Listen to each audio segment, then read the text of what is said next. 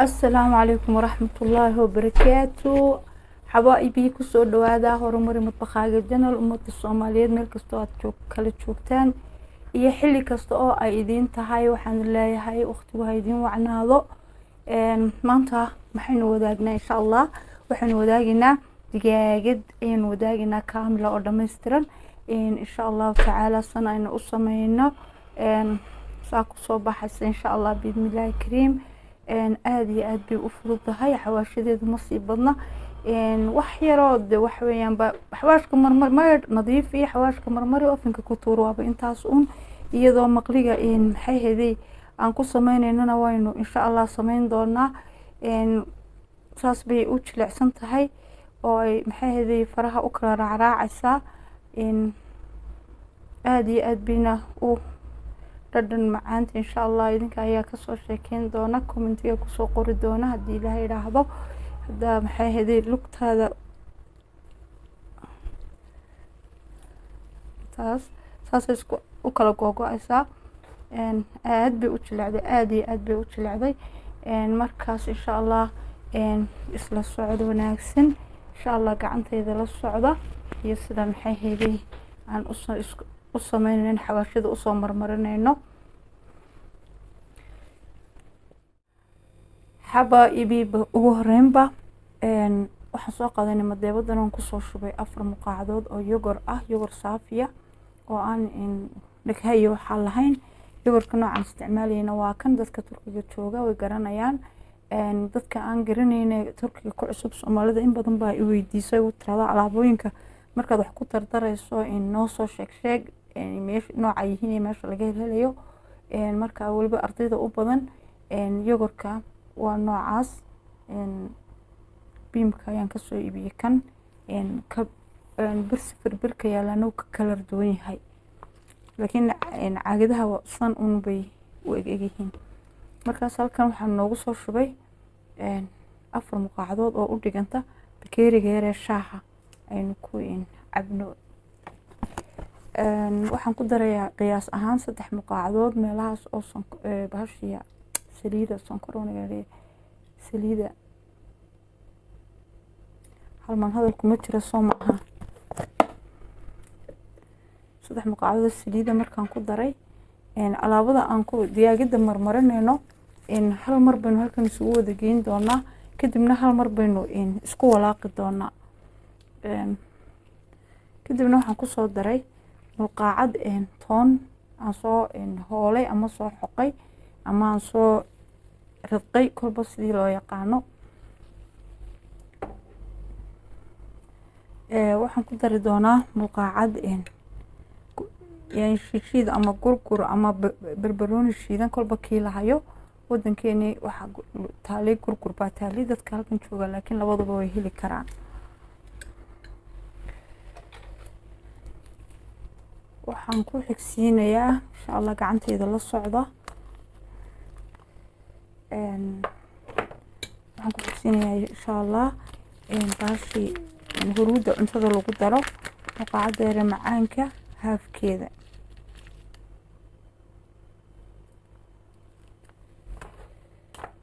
waxaan ku xigsiinayaa hadii Ilaahay raahdo filfil iyo khamuun aan isku soo shiiday muqaacada macaanka aan ku isticmaalo oo buuxda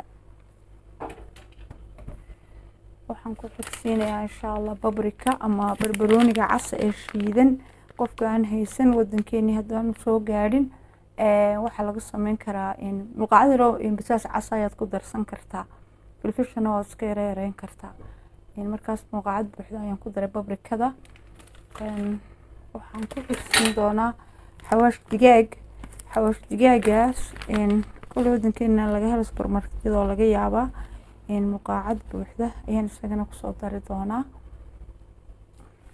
xawaash digaaga noocan isticmaalayna waa kan kaas weeyaan isagoo dukaamada wax laga iibsado dadku badiyaa Soomaalida xaqiiqada safar birka iyo biimka kiyo nooc kala aba yaalo laakiin waxaad ku garan kartaa digaagaas ku sawiran ta kale qofku haduu kan waayana wuxuu ka marmarku doono dee maraq digaag wuu ku bedelan karaa. Waxa kaloon sheegayaa in xawaashidan waxaa laga helaa meelaha hilibka lagu iibiyo ayay yaalaan.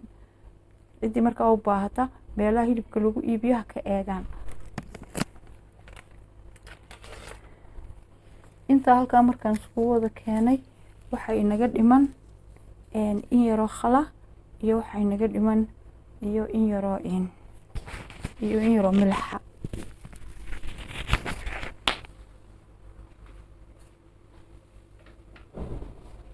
milixdu waa calaa xasbi raqba ama qof walba inta uu rabo. hadduu milix yar rabo iyo hadduu milix yar rabo inta qof walba isugu jecel yahay ayuu milixda ku darsanayaa. maaha wax qiyaasahoo u go-an, laakiin anigu waxaan ku darayaa muqaacad yar oo aan aada u buuxin. halkan waxaan ku qiyaasanayaa khalka cad wax 2 muqaacadood u dhigma.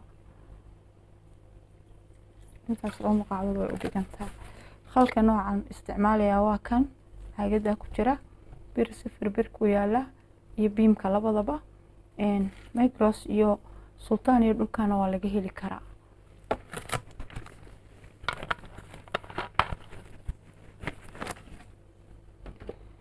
asxaabi intaas ayaynu maxay hayday isku walaaqeynaa oo aan isdhex gelinaynaa isku qasaynaa.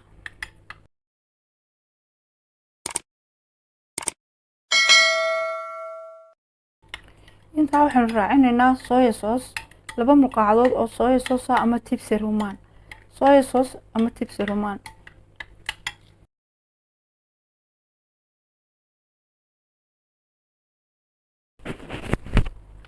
soya sauce ama tibsi rumaan waa kan ama tibsi rumaan baan haystaa.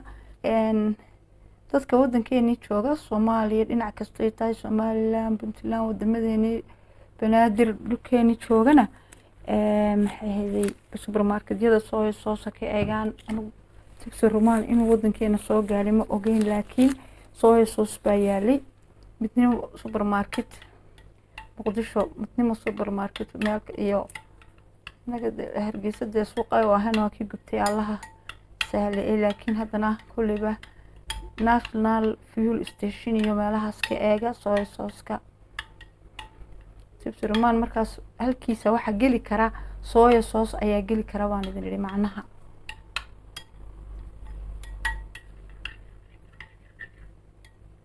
markaan intan isugu qasnay digaagadii ayaan soo qaadanaynaa.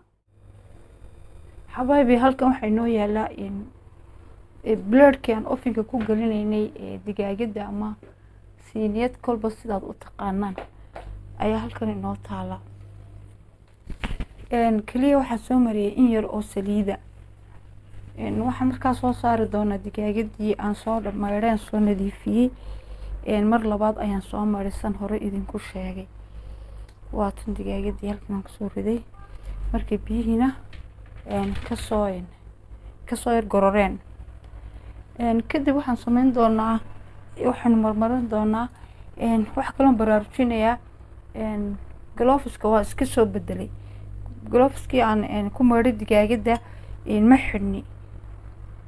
taana ku baraarugsanaadoo digaaga glovesyadaad ku maydhaan haddana khudradda ha ku marmarinina. xabaabi waxaan doonayaa inaan digaagada wada marmarino. marka u dambeysa gacantan ku marmarin doonaa, laakiin intan gudaha burushkaas yar ayaan isugu gaargaarsiinayaa.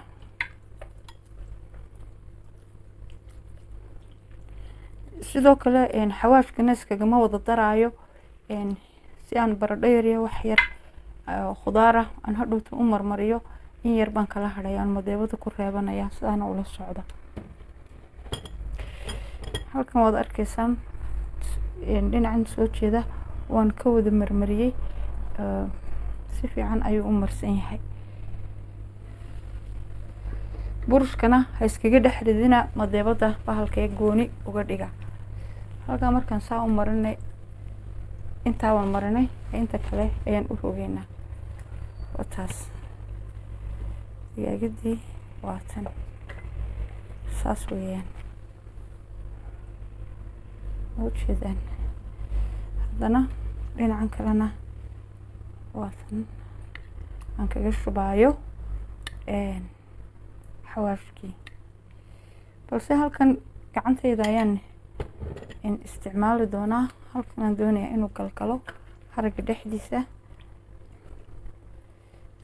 meelaha haragan ka daldalooliyay ayaan doonayaa inay xawaashku galgalo oo halkaa ka marmaro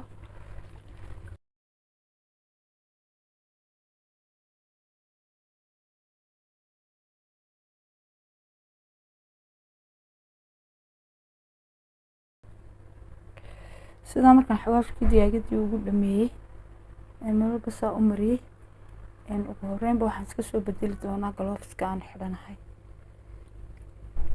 intaas xawaashkeedii fataatiirteedii waxaan iska soo bedelayaa haddaba galoofiska aan xidhnahay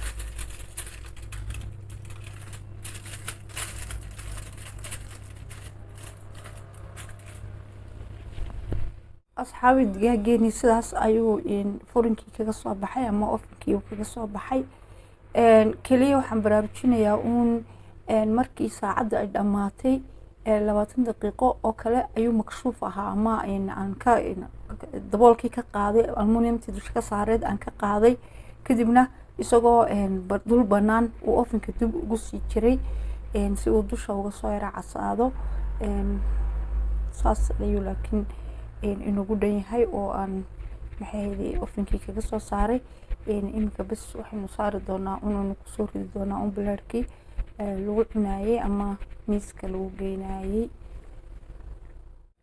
asxaabi saas ayuu xabaa'ibii ku soo baxay soosan bilaarkii ku saarnay digaagii saas inugu dhan yahay bariis la raaciyaa khubus la raaciyaa baasto la raaciyaa six la raaciyaba saas baa maxay heeday isagu laftiisii uu ku soo baxay oo ku dhameystirnay wataa digaagadii gacmahayga yaraa waa kuwaas lugihii waa kuwan lugaheedii saas ayay inoogu dhan tahay insha allah ka faa'iidaysi wacan aad bay u fududayd saad u arkaysiinba ما شاء الله دير مقال كذا نوادن أركتان عرفتيني إن شاء الله إن سفي عن وجود فايدة سندونه حنا ديك قلت يا سيدا إيو أمانة الله يا 10 ذنب وحيس بدن إن شاء الله